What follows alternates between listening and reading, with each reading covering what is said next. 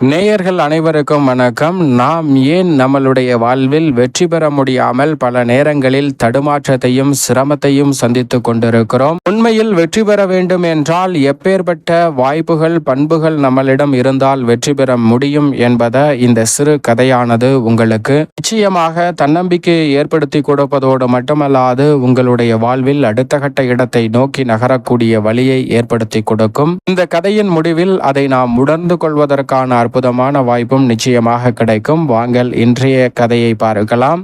ஒரு தாய், ஒரு தந்தை மற்றும் ஒரு பையன் என 3 நபர்கள் ஒரு குடும்பமாக மகிழ்ச்சியாக வாழ்ந்து வருகிறார்கள். அவர்கள் மகிழ்ச்சியாக வாழ்ந்து வரக்கூடிய வேளையில் அவர்களுக்கு சுற்றுலா செல்ல ஒரு வாய்ப்பு கிடைக்கிறது. அப்படி சுற்றுலா செல்ல வாய்ப்பு கிடைத்ததால் அவர்கள் சுற்றுலா செல்கிறார்கள். சென்று சுற்றுலாவை மகிழ்ச்சியாக தருணங்களாக மாற்றி மகிழ்ந்து கொண்டிருக்கிறார்கள். ஆனால் வந்து கொண்டிருக்கக்கூடிய வேளையில் ஒரு மிகப்பெரிய விபத்து ஒன்று நடைபெறுகிறது. அந்த விபத்தில் சிக்கி குடும்பத்தில் உள்ள அனைவரும் பாதிக்கப்படுகிறார்கள். ஆனால் தந்தைக்கு பெரிய அளவில் பாதிப்பு எதுவும் இல்லை. தாய்க்கு பலத்த அடியால் காது கேட்காமல் போக விடுகிறது. காது கேட்கும் திறன் போய்விடுகிறது. அந்த குழந்தைக்கு எதிலும் நாட்டமில்லாத ஒரு திறனாக மாறிவிடுகிறது. இப்படி பாதிப்பு ஏற்பட்டிருக்கக்கூடிய சூழலில் அந்த தந்தை இந்த தாயையும் தனது மகனையும் பார்க்கும்போது இவர்களுடன் இருப்பதை விட இவர்களை விட்டு சென்றால் நமது வாழ்க்கை மகிழ்ச்சியாக இருக்கும் என்று எண்ணி தனது மனைவியையும் குழந்தையையும் நடுத்தருவில் விட்டுவிட்டு அப்படியே சென்று விடுகிறாருங்க. ஏனென்றால் காது கேட்காத மனைவியை வைத்து என்ன செய்வது என்று தெரியாமல் அவர் அப்படி செய்து விடுகிறார். அதற்கு பிறகு தன்னந்தரு ஒரு பொன்றாக இருந்து தனது குழந்தையை எப்படியாவது ஆளாக்கிவிட வேண்டும் என்ற உயர்ந்த எண்ணத்தோடு இந்த பெண்மணி வாழ ஆரம்பிக்கிறார். ஆனால் இவனோ எதிலும் பிடிப்போ நாட்டமோ இல்லாமல் விளையாட்டுத்தனமாக குறும்பாக இருந்து விடுகிறான். இருந்தாலும் தனது குழந்தையை கல்வியில் பெரியாளாக மாற்றிவிட வேண்டும் என்று பள்ளியில் சேர்த்து தினமும் அவனை கவனித்து வளர்க்கிறார்கள். பள்ளி படிப்பு முடிய போகிறது. பள்ளி படிப்பின் இறுதி தேர்வில் அவன் விளையாட்டாக இருந்ததால் தேர்வில் தோல்வி அடைந்து விடுகிறான். ஏனென்றால் கல்வியில் அவனுக்கு பெரிய அளவில் நாட்டம் கிடைக்கவில்லை என்பதுதான் உண்மை. இதை பார்த்த அந்த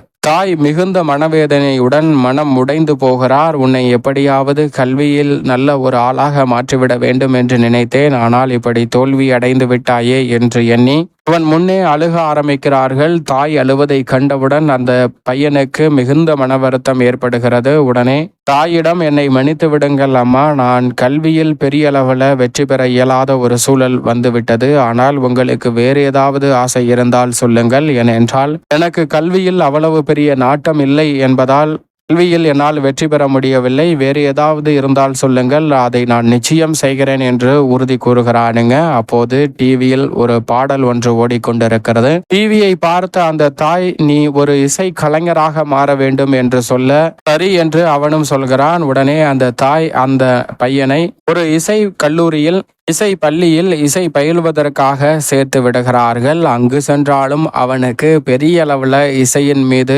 எந்த விதமான நாட்டமோ விருப்பமோ இல்லை. எனவே இசையை கற்பது போன்று நடிக்க ஆரம்பிக்கிறான். தாயிடம் வீட்டிற்கு வந்து இசை கருவிகளை எடுத்து இசையை நன்றாக வாசிப்பது போல் நடிக்க காது கேட்காத தனது தாய்க்கு என்ன இசையினுடைய சத்தமா கேட்க போகிறது, நாம் செய்யும் பாவனைகள் மட்டும்தானே தெரிய போகிறது என்று எண்ணி இசைக்கருவியை மீட்டுவது போன்று பல சத்தங்களை எழுப்புகிறார். ஆனால் தாய் அந்த இசைக்கருவியை நன்றாக வாசிக்கிறான் என்று மகிழ்ச்சியாக அவர்கள் இருக்கிறார்கள். இதை பார்த்து அவனுக்கும் மனநிறைவு கிடைக்கிறது. தாயை எப்படியோ மகிழ்ச்சியாக மாற்றிவிட்டோமோ என்று எண்ணி மகிழ்கிறான். அப்படியே சில வருடங்கள் உருண்டோட தாய் மேலும் உடல்நல பாதிக்கப்பட்டு இறந்து போகிறார்கள். இறந்து போனதற்கு பிறகுதான் அவனுக்கு இந்த நரக வாழ்க்கை, இந்த உலக வாழ்க்கையே நரக வாழ்க்கை போன்று தோன்ற ஆரம்பிக்கிறது. ஏனென்றால் அவனுடைய அன்றாட பணிகளை கூட அவனால் செய்ய முடியாமல் மிக சிரமங்களை சந்திக்கிறான். அப்போதுதான் தாயின் அருமை அவனுக்கு புரிய வருகிறது. இருந்தாலும் தாய் கடைசியில் மகிழ்ச்சியாக இருந்தார்களே என்று எண்ணி ஆனந்தம் கொள்கிறான். கிடைக்கக்கூடிய வேலைக்கு சென்று தன்னுடைய வாழ்க்கையை அப்படியே நடத்தி கொண்டிருக்கிறாருங்க அந்த நபர். அப்போது ஒரு இசை கருவிகளை பராமரிக்கக்கூடிய ஒரு நபர் அதற்கு உதவியாளராக நீ வருவாயா என்று கேட்டு இவனை அந்த வேலைக்காக கூட்டி செல்கிறார். அங்கு சென்று இசைக்கருவிகளை பராமரித்து கொண்டிருக்கும் போதுதான் அவனுக்கு ஒரு உண்மையான தன்மை தெரிய வருகிறது. என்னவென்றால் அவனது தாய் ஒரு மிகப்பெரிய இசை கலைஞராக இருந்திருப்பார். அவருக்கு விபத்தில் காது கேட்காமல் போக அவருக்கு கிடைத்த அனைத்து வாய்ப்புகளுமே மறுக்கப்பட்டிருக்கக்கூடிய சூழல் உள்ளது என்பதை தெரிந்து கொள்கிறானுங்க. இதை தெரிந்தவுடன் தான் அந்த பையன் அப்படியே அதிர்ந்து போகிறான். ஏனென்றால் தனது தாய் இசைக்கருவிகளை நன்கு மீட்கிட தெரியும் என்றால் நான் வாசித்ததை பார்த்தே அவர்கள் நான் நன்றாக வாசிக்கவில்லை என்பதை உணர்ந்து கொண்டிருப்பார்கள். இருந்தாலும் நன்றாக வாசிக்கிறேன் என்று போலியாக என்னிடம் நடித்திருக்கிறார்கள் என்பதை உணர்ந்து கொள்கிறானுங்க. ஏனென்றால் கல்வியில் வெற்றி பெற முடியவில்லை என்று வருத்தப்பட்ட போதே தன் மகன் மிகுந்த மனவருத்தம் கொண்டான். இதனால் அவனுடைய வாழ்வில் நாம் இருக்கும் வரைக்குமே அவனுக்கு மகிழ்ச்சியை மட்டும்தான் கொடுக்க வேண்டும் என்று எண்ணி அந்த தாய் அவனிடம் நடித்திருப்பார்கள். அப்போதுதான் அவனுக்கு அந்த உண்மை தெரிய வருகிறது. இதை தெரிந்து வந்தவுடன் உடைந்து போகிறான், அப்படியே அதிர்ந்து போகிறான். அதற்கு பிறகுதான் அவனுக்கு வலுவான காரணமாக அவனது தாய்க்கு எப்படியாவது நினைத்தபடியே இந்த இசையை முழுமையாக கற்றுக்கொண்டு அருமையாக வாசித்து காட்ட வேண்டும் என்று பல குறிப்புகளை தேடுகிறான், பல நுட்பமான விஷயங்களை கற்றுக்கொள்கிறான். அப்போது அந்த நகரத்தில் ஒரு இசை போட்டி ஒன்று நடத்தப்படுவதற்கான அறிவிப்பு வெளியிடுகிறார்கள். அதற்கு மிக பெரிய பரிசு தொகையும் வழங்கப்படும் என்ற அறிவிப்பு வெளியிட அந்த போட்டியில் பங்கு பெற வேண்டும் என்று அந்த போட்டிக்காக அந்த நபர் விண்ணப்பிக்கிறான். ஆனால் அவனுடைய விண்ணப்பம் நிராகரிக்கப்பட்டு விடுகிறது. ஏனென்றால் இதில் மிகப்பெரிய கலைஞர்கள் தான் வாசிக்க முடியும், அது மட்டுமல்லாது ஒரு பயிற்சி பள்ளியில் இருந்துதான் அனுமதி பெற வேண்டும் என்று காரணம் சொல்ல அவன் பயின்ற இசை பள்ளிக்கு சென்று எனக்கு எப்படியாவது அந்த வாய்ப்பை வாங்கி கொடுங்கள் என்று கேட்க அவர்கள் முடியாது என்று மறுத்து விடுகிறார்கள். ஆனால் இருந்தாலும் அவன் தொடர்ந்து விடாமல் சென்று எனக்கு எப்படியாவது ஒரு வாய்ப்பை வாங்கி கொடுங்கள் என்று அந்த பயிற்சி நிறுவனத்தை அணுக அவர்களும் வேறு வழியில்லாமல் அவனுக்கு ஒரு வாய்ப்பை வாங்கி கொடுக்கிறார்கள். அது எப்படி என்றால் அந்த போட்டி நடைபெறக்கூடிய நாளன்று பல இசைக்கலைஞர்கள் இசையை வாசிப்பார்கள். அதில் வாசித்து முடித்ததற்கு பிறகு நேரம் இருந்தால் உனக்கு வாய்ப்பு வழங்கப்படும், நேரமில்லை என்றால் அந்த வாய்ப்பு வழங்க முடியாது என்ற ஒரு கண்டிஷனின் பேரில் அவனுக்கு அந்த வாய்ப்பை வழங்கியிருப்பார்கள். அதை பெற்றுக்கொண்ட அந்த பையன் அந்த போட்டி நடக்கும் நாளன்று அங்கு செல்கிறான். அந்த போட்டியில் மிகப்பெரிய அளவில் கைதேர்ந்த இசைக்கலைஞர்கள் முதலில் வாசிக்க ஆரம்பிக்கிறார்கள். அவர்களுடைய இசை என்பது மிகவும் அருமையாக இருக்கிறது.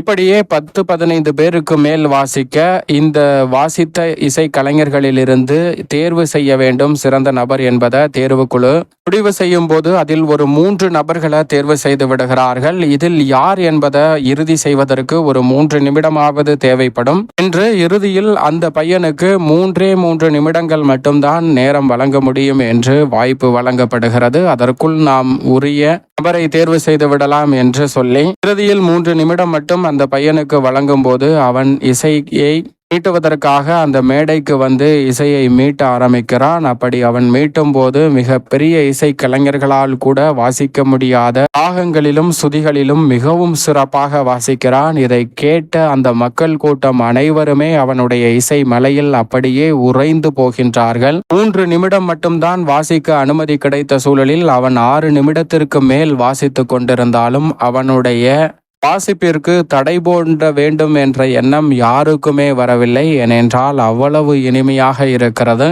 அவன் வாசித்து முடித்ததற்கு பிறகு அந்த மக்கள் கூட்டம் அனைவருமே இவனுடைய திறமையை கண்டு வியந்து போய் மிக பெரிய அளவில் பாராட்டை தெரிவிக்கின்றனர். உடனே இந்த தேர்வு குழுவினரும் அந்த 3 பேரை தேர்வு செய்யாமல் இவனுடைய இசைதான் சிறப்பாக இருக்கிறது என்று இவனையே வெற்றியாளராக தேர்வு செய்து விடுகின்றனர். தேர்வு செய்தது மட்டுமல்லாது பரிசுக்கான தொகையையும் வெற்றி வாய்ப்பையும் கொடுக்கும் போது நீங்கள் எப்படி இவ்வளவு நுட்பமான விஷயை கற்றுக்கொண்டீர்கள் என்று கேட்க அவன் சொல்கிறான், முதலில் எனக்கு அந்த இசை பள்ளியில் பயில்வதற்கான வாய்ப்பு கிடைத்தது. ஆனால் அப்போது அதை நான் படிக்க வேண்டும் என்ற முழுமையான காரணம், ஏன் படிக்க வேண்டும், எதற்காக படிக்க வேண்டும், அதை படித்தால் என்ன பலன் என்று தெரியாத ஒரு சூழலில்தான் இருந்தேன். ஆனால் என் தாயை இழந்ததற்கு பிறகுதான் அதை ஏன் நான் படிக்க வேண்டும், ஏன் இசையை கற்றுக்கொள்ள வேண்டும் என்ற வலுவான காரணம் எனக்கு கிடைத்தது. இப்போது நான் மீட்டிய இசையில் எனது தாய் உலகத்தில் இல்லை என்றாலும் விண்ணுலகத்தில் இருந்து எனது இசையை கேட்டு உண்மையிலும் மகிழ்ந்திருப்பார்கள். அதற்காக தான் நான் இந்த போட்டியில் பங்கு பெற்றேன் என்று சொல்கிறாருங்க. அப்போதுதான் அவருக்கு உண்மையான திறன் வெளிப்படக்கூடிய ஆற்றல் கிடைத்தது. இதுபோன்றுதான் நம்மளுடைய வாழ்விலும் சில நேரங்களில் வாய்ப்புகள் கிடைத்தாலும் கூட அதை ஏன் பயன்படுத்தி கொள்ள வேண்டும் என்ற வலுவான காரணம் இல்லாத ஒரே விஷயத்தால் நிச்சயமாக அவற்றை தவற விட்டு விடுகிறோம். சில நேரங்களில் தேவை இருந்தாலும் பயிற்சிக்கான நேரமும் வாய்ப்பும் கிடைத்தாலும் கூட அதை கற்றுக்கொள்ள வேண்டும் என்ற வலுவான காரணம் இல்லாததால் அதை ஏனோ தானோ என்று செய்கிறோம். ஆனால் வலுவான காரணம் கிடைக்கும் போது மிக பெரிய அளவில் உங்களுடைய வாழ்வில் மாற்றம் நிச்சயமாக ஏற்படும். அந்த மாற்றம் தான் இந்த தருணத்தில் உங்களுடைய வாழ்வில் எந்த ஒரு செயலை செய்தாலும் அதில் மிகப்பெரிய அளவில் வெற்றி பெறுவதற்கான சந்தர்ப்பத்தை நிச்சயம் உருவாக்கி கொடுக்கும். எனவே சரியாக பயன்படுத்திக் கொள்வது உங்களது கையில் தான் இருக்கிறது. இந்த கதையின் மூலம் உங்களுடைய வாழ்க்கையை எப்படி நீங்கள் மாற்றிக்கொள்ள வேண்டும் என்று திட்டமிடுவதற்கான சந்தர்ப்பமும் அதற்கான வலுவான காரணமும் உங்களுக்கு கிடைக்கும் என்பதை நாங்கள் உணர்ந்து கொள்கிறோம். அது மட்டுமல்லாது உங்களை அசிங்கப்படுத்தி உதாசீனப்படுத்தியவர்கள் முன் நீங்கள் வெற்றி பெற வேண்டும் என்றால் நிச்சயமாக வலுவான காரணம் இருந்தால் மட்டும்தான் அது சாத்தியம். ஏனென்றால் அதிர்ஷ்டம் என்ற ஒன்று இருந்தாலும் கூட உங்களுடைய முயற்சியும் பயிற்சியும் வலுவான காரணமாக இருந்தால் உங்களுடைய இலக்கை நோக்கி செல்வதற்கான வெற்றி வாய்ப்பை நிச்சயமாக ஏற்படுத்தி கொடுக்கும் என்ற நம்பிக்கையுடன் செயல்படுங்க. உங்களுடைய வாழ்வில் மிக பெரிய அளவிலான மாற்றம் உறுதியாகவே ஏற்படும்.